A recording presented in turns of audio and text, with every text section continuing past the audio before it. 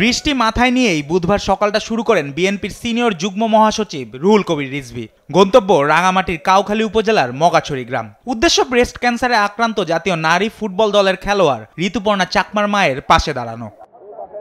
দুর্গম পাহাড়ি পথ পাড়ি দিয়ে সেখানে গিয়ে তিনি কথা বলেন ঋতুপর্ণার মা ভুজপতি চাকমার সঙ্গে। ক্যান্সারের চিকিৎসায় 3টি কেমোথেরাপি শেষ হলেও ভুজপতিকে এখনো পাড়ি দিতে হবে দীর্ঘ পথ। শরীরের খোঁজ খবর নেয়ার পাশাপাশি পৌঁছে দেন বিএনপির ভারপ্রাপ্ত চেয়ারম্যান তারেক রহমানের শুভেচ্ছা বার্তা ও অর্থ সহায়তা। এ সময় আমরা বিএনপি পরিবারের পক্ষ থেকে 1 লক্ষ টাকা এবং জেলা বিএনপি থেকে 1 লক্ষ টাকা দেওয়া হয় ভুজপতি চাকমাকে।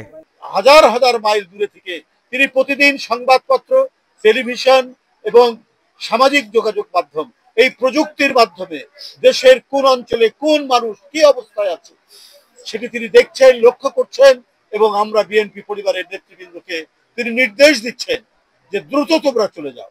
তাই আমরা ঝড় দেখিনি, বৃষ্টি দেখিনি, পাহাড় দেখিনি, খালবিল দেখিনি, আমরা সেখানে পৌঁছানোর চেষ্টা করছি। ব্রেস্ট ক্যান্সারে আক্রান্ত ভুজপতি চাকমাকে 21 দিন পর পর চট্টগ্রাম নিয়ে কেমোথেরাপি দিতে হচ্ছে। তার কেমোথেরাপির জন্য প্রতি মাসে 30,000 টাকা করে দেওয়ার আশ্বাসও দেওয়া হয় আমরা বিএনপি পরিবারের পক্ষ থেকে।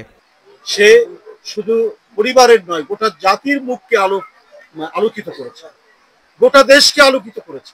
সত্যিকারের সোনার সন্তানদেরকে পাদপ্রদীপের আলোর সামনে নেওয়ার ব্যবস্থা আমরা এখনো দেখছি না।